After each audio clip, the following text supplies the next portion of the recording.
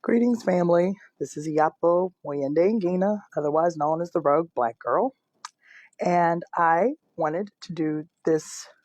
I think it's going to be short, but I'm just going to let things unfold how they do.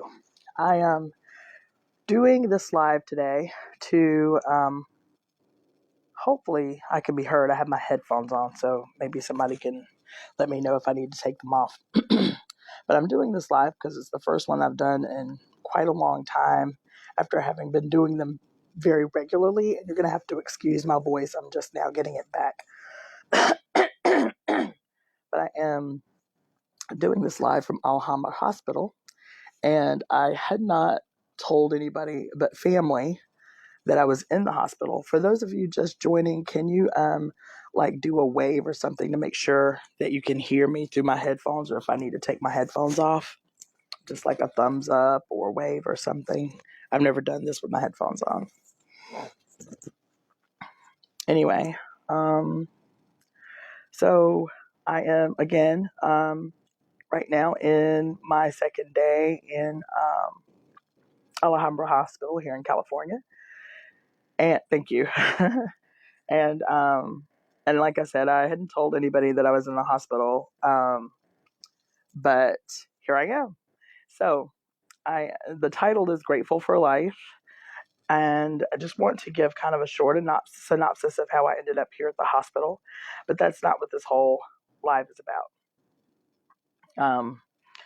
So I came back into California. I had gone on a retreat this week for the welcoming in of the most epic winter solstice in the lifetimes of anybody living right now. And so we did this really wonderful, hey Misty, we did this really wonderful retreat. But before the retreat started, which was on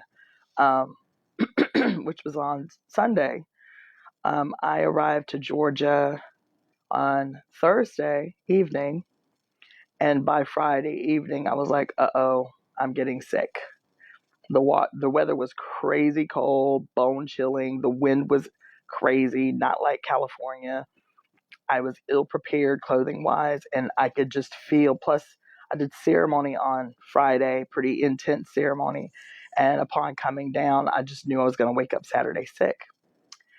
So we had gone on a 2-hour one-way road trip to the Georgia Guidestones, which is like this, big conspiracy theorist landmark that was one of my bucket list items. And on the way back, we got caught up in a wormhole, and we were, we were getting ready for this epic thing that we were going to do on the 20th, the 21st, and the 22nd to welcome in the winter solstice and to welcome in the new age and to welcome the end of the old age. And it was just a lot of heavy energy work we knew we were about to get into. So I started that process, knowing that I was getting ill. And I wasn't concerned about COVID at all because I've been getting tested every week. And my last test came back Friday, which was negative. So I was like, oh, this is just a regular ass cold because, I don't have the appropriate clothes. Anyway, so I slept really hard, tried to sweat out, the pathogen, doing all the alternative medicine stuff that I do, which gave me an edge to go into ceremony, right? And by Wednesday, I was significantly better, but my throat was so swollen and so raw that I wasn't able to get fluid past my throat. Stuff was going back up into my sinuses. It was agonizing. But I was like, I feel good enough to travel. My flight left on, what's today? Today is Friday, right? So, yeah, I got back yesterday. I got up at 5 o'clock in the morning, felt pretty good. I was like, all right, I might be on the downside of this thing, go home, sleep for 5 days, and I'll be right as rain come Monday. So I get on that flight at 7 o'clock in the morning, get to California at 9 on a nonstop 5-hour flight. And I think that finally just kicked my immune system straight in the ass. Because when I got to California, I was like, oh, this is bad. This is really, really bad. My whole face, I don't know if you can see the swelling in this light, but it was like 3 times the size yesterday. It just started swelling so bad and so fast. I could not even drink water because the water was just going straight up into my sinus cavities, and my throat was swelling so fast that I could, for the first time, that's why I knew it wasn't anything serious, because I didn't have any respiratory issues, no shortness of breath, no difficulty breathing. It was just this pain in my throat. By yesterday morning around 11 o'clock, my airways were closing up from the swelling in my throat. I told Maria I have to go to the hospital right now. She's like, can you wait 10 minutes? I said, no, right now. I have to go right now. And y'all know me. I don't do hospitals. I get my blood work done every 6 months. I take care of myself. I have no serious major medical issues whatsoever. No diabetes, no syndrome X. Triglycerides are great. Cholesterol levels wonderful. Blah, blah, blah, blah, blah. I don't get sick. It's the first time I've gotten sick since January of 2017, to be exact. Even though everybody in my house has had corona. Okay? I don't get sick. So when I say I need to go to the hospital, it means I have to go, right? So I get to the hospital, and the triage nurses were taking so much time just to do my vitals. I was like, something is wrong, okay? I cannot fucking breathe. Something is really wrong. And then by this time, I am feeling something coming out of my throat, like physically, like some kind of obstruction coming out of my throat, where I'm actually trying to grab it with my fingers. And the nurse says, what are you doing? I said, somebody needs to look at my goddamn mouth right now. And I am freaking out, right? And I'm thinking, oh my God, my blood pressure is going to be through the roof. I'm going to be having a cardiac event. That's just what I'm thinking. I can't breathe. So she stands about 3 or 4 feet back from me, and she says, well, open your mouth and let me see your throat. And she was like, her face was just like that. Oh my God. So she grabs my arm and drags me into the emergency room. I'm like, why do they do people like that? Why do they treat people? People know what is happening to them, even if they can't articulate it. I can't. I'm saying I'm asphyxiating. God damn it. I need to see somebody. Anyway, so they drag me in, and they immediately hook me up to steroids. My clothes are getting tighter on me. I can feel them going into anaphylactic shock from the infection in my neck and face. So they put me on the steroid, and then the doctor finally comes in. She was like, well, let me see your throat. And she's like, oh my God, you have uveitis. And all the nurses stopped. There's like six nurses around. They're like, really? Can we see it? And so all these nurses start standing around getting an opportunity to look in my throat. So for those who don't know what uveitis is, the uvula is the little hangy thing in the back of your throat.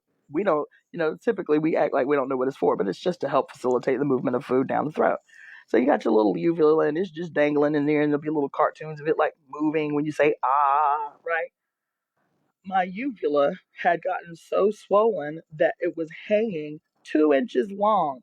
That thing that I kept feeling that I thought was coming up out of my throat was my goddamn uvula laying on my tongue and obstructing my breathing when I tried to swallow. Right? So how random, how random is that I would develop uveitis? Who does that? Whatever. Anyway, so all these nurses are standing around. Oh, can I see? This is interesting. And then the first thing I did, because I've been that person, I've been a resident, at a hospital. The first thing I'm thinking this morning when I finally calmed down and came to, I'm like, oh, I should have got somebody to take a picture. Anyway, so I'm doing way better. I have been able to eat today, so that was lovely. But I wanted to just give an update because I hadn't called anybody. I hadn't been really returning holiday shout outs or anything. But yeah, everybody is good. Morgan and the grandbabies are good. They're at the house, hanging out and, opening presents and stuff. But, I have about 2 months of lives that I need to catch up on. But I had just been really processing a lot of heavy, heavy information that I had been receiving from Spirit. And I'm not trying, y'all know me. I'm always trying to do this dance between, my spiritual self and my scientific self and my political self. I'm always trying, to keep a foot planted firmly on the ground, even as I am connected to heaven, right? I'm always trying to make spirituality and political life something that is tangible for the regular everyday person. And I think a lot of the times we miss the boat in doing that. We make it difficult for the people who need the information the most to to receive it, to accept it. We get weird in our spirituality. We get, you know, bougie in our delivery. We have a kind of elitist behavior once information clicks for us that make it difficult for regular everyday people to hear what we're trying to give. You understand? And I think for a lot of us, this dance has to be something that's done with humility. This walk that we're making has to be done, something that's done with a level of gratitude I don't think we really display as often as we should, right? And I think that's one of the lessons that this year has really been about. I've been talking to, it's not coincidence that I'm sick, okay? It is not, first of all, I'm COVID negative. That was the first thing they did was test for COVID when I got here. They test for strep. They don't think it's strep anymore. So I'm healthy as an ox. But I think, you know, this was not, it was not a coincidence that I got sick, because this retreat that we had been planning for over a month and a half, all of the powerful healers that had co-signed on coming ended up sick a week to 2 weeks before this event. One healer here in California ended up seriously ill, like next level ill. Another who is a healer, she is actually a doctor in Florida, ended up seriously, violently ill. Another sister who is an RN midwife and priest practitioner ended up seriously ill a week before we were coming together to pull this energetic jack move on the solstice, right?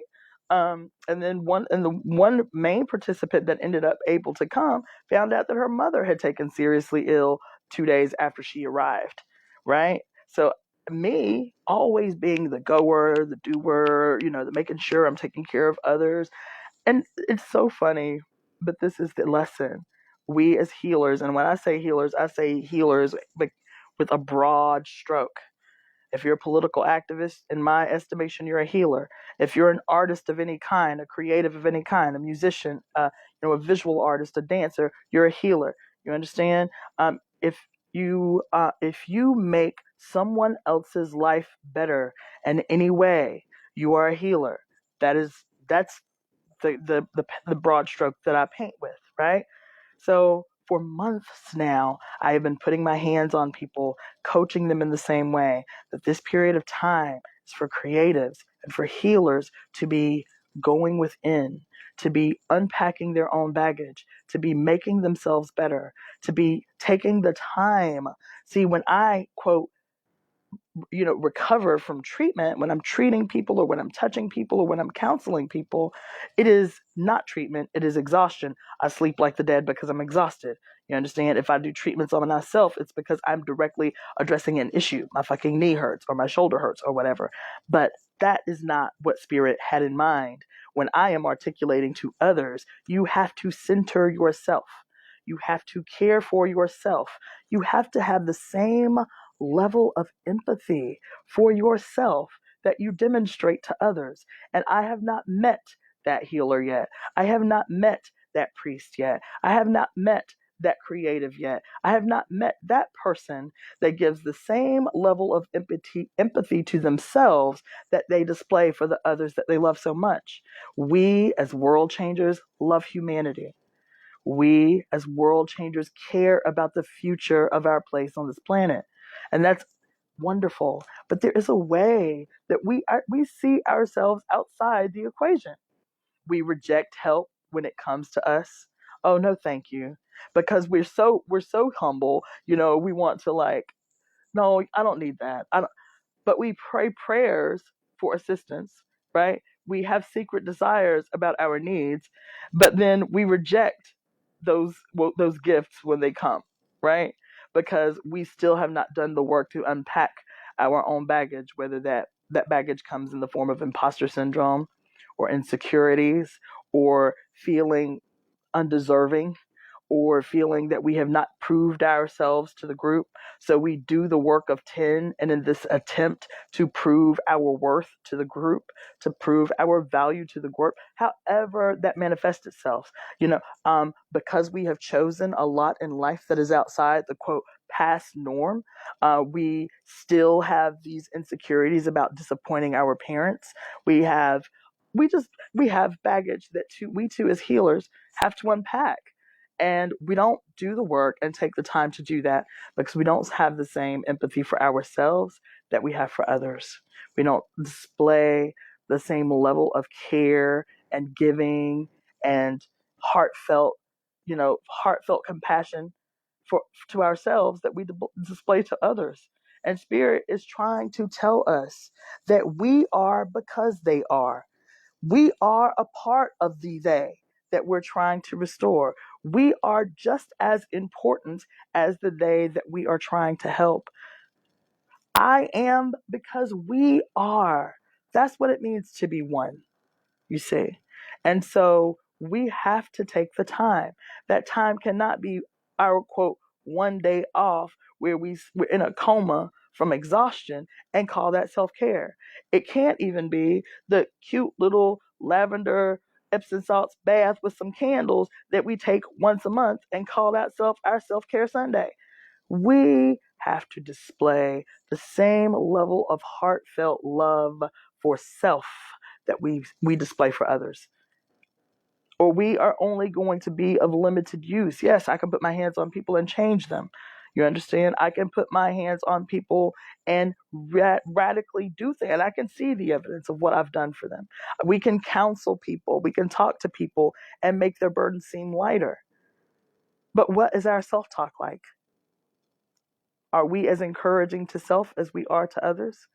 Right? Are we still talking about, damn, why your belly so fat? You know what I'm saying? Like, girl, you need to be on a diet. I don't know why you be with that bullshit. We don't have the same level of genteel self-talk and self-care that we display for others. And that's all I'm saying.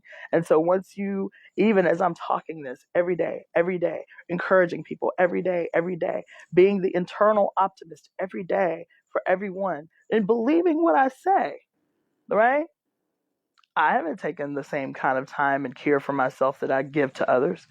And so when you ignore, because when you talk, Spirit is talking. Hear me? When you talk, Spirit is talking. When you talk, the message isn't just for them. The message is for you. Okay?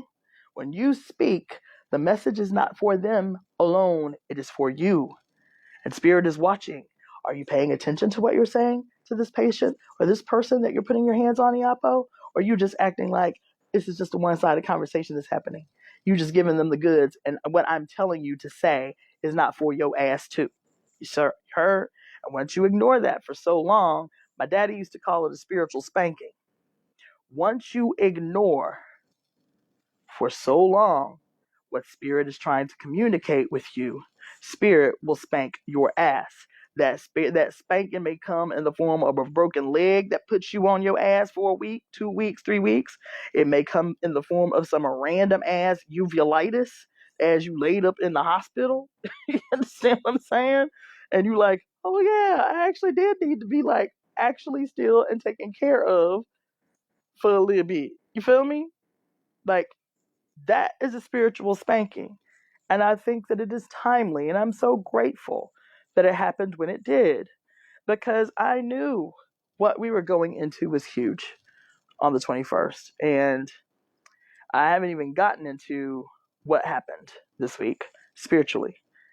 And I haven't gotten into what's been happening spiritually for the last month and a half that I've wanted to share, but I just could not even clear the headspace to communicate the power and the majesty and how humbling these last 2 months of my life have been.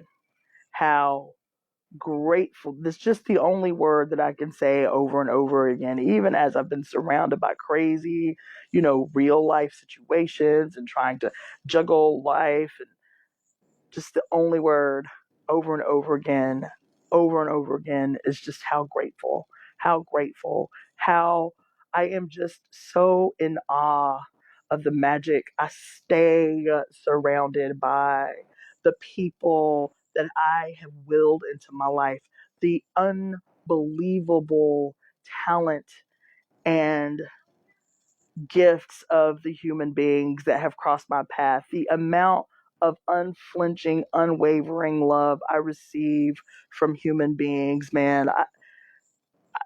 You can't write my life.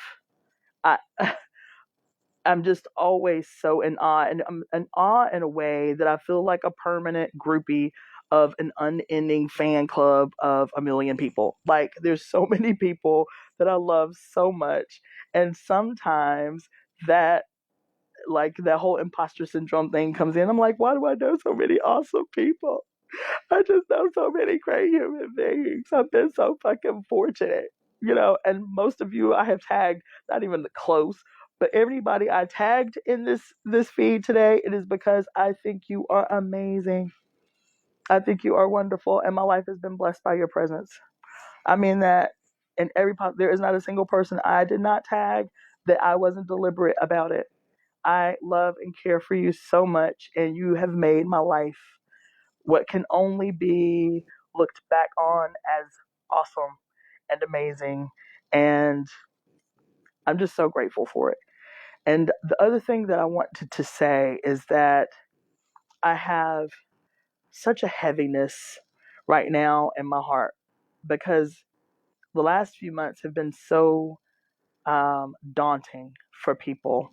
We have been really hoping for kind of like an ebb in what has been very disastrous for many in this age of COVID. And I have been very deliberate about maintaining a high level of optimism because there's just too much bad to hear. There's too much bad in the news, there's too much bad in politics, there's too much despair. You're not making light of people suffering, but just trying to be like a light of optimism in this sea of seeming despair, right?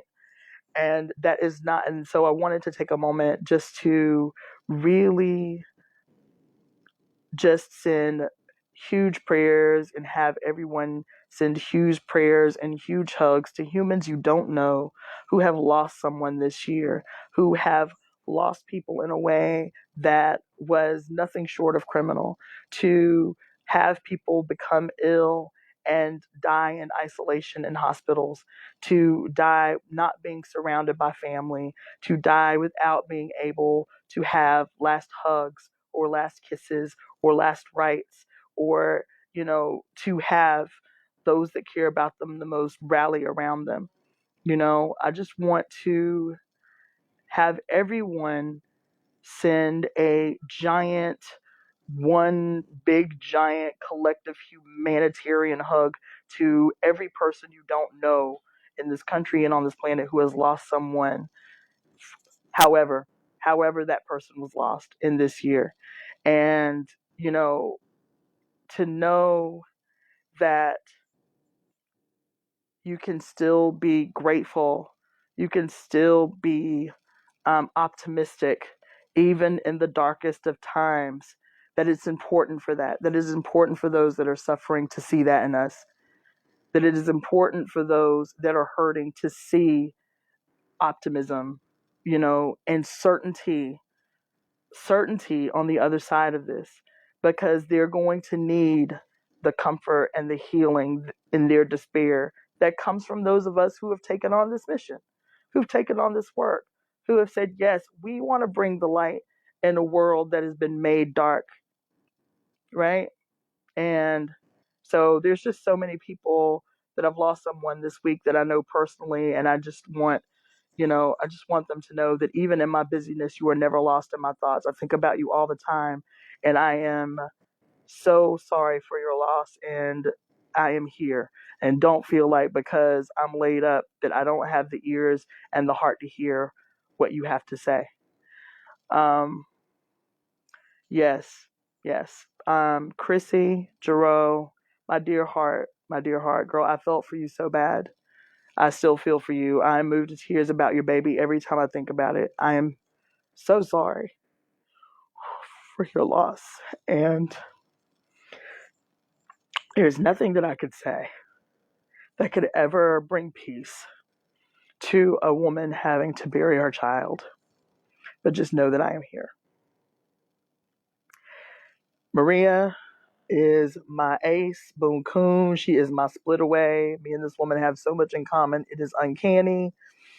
And I am so, so sorry for the loss of your Tia.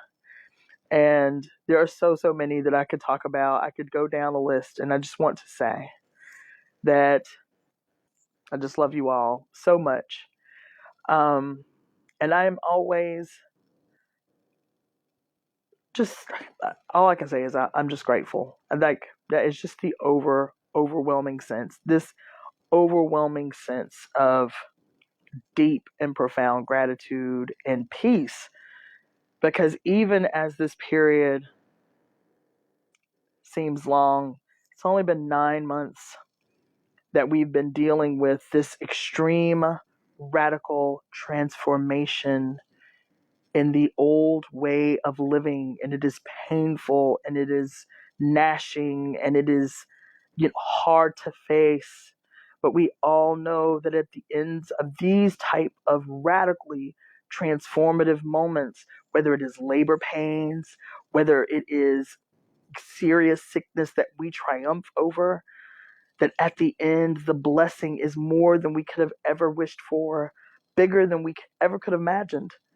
And those of us who persevere through it are the ones with an upbeat disposition, with a deep sense of gratitude. Those of us are the ones that others are going to come to. We are the ones that have, that's why Spirit has been kicking our ass, telling us, deal with your sickness, deal with your baggage, unpack your trauma, healer, unpack your trauma, singer, dancer, musician, unpack your shit, take care of yourself, heal your mind, your body, your heart, your spirit. People are coming to you.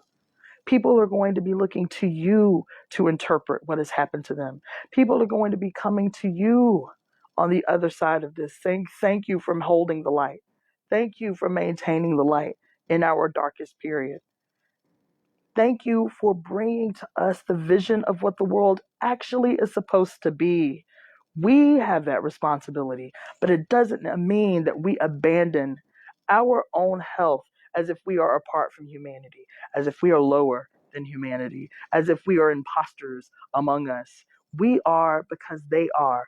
They are because we are. I am because we are. That is what it means to be one. That is what it means to be one.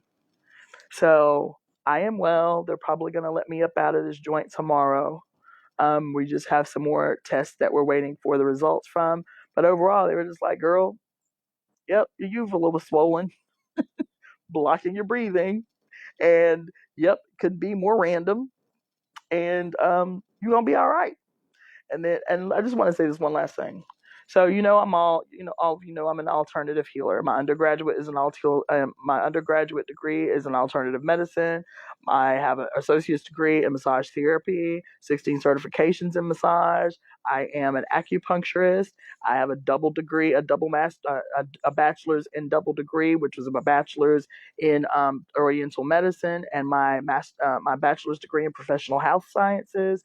Right? So y'all know I'm about alternative medicine. It is not to say, and that's why I'm grateful for my education, was we had one foot firmly planted in alternative medicine and one foot in full training in Western medicine. So I want people to understand that even as I am counseling you in alternative medicine, I am not reckless.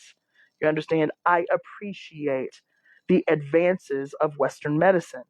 My problem is the commodification of Western medicine. Emergency medicine is the best thing that happened to modern humans. And at a juncture where a doctor can say, an alternative doctor, an alternative practitioner can say, this is the moment where what I have done for myself cannot help in an acute situation. Take your ass to the hospital. And once you are out of the dark, then you can begin to rebuild from the side effects of the medications that you had to take to save your life. Okay? So, while I would not be telling someone in mass to go get steroidal injections for this, that, and the other, and the third, this, that, and the third, what I will say is if you are in an acute situation of crises where steroids are going to immediately save your life, then that is what you do.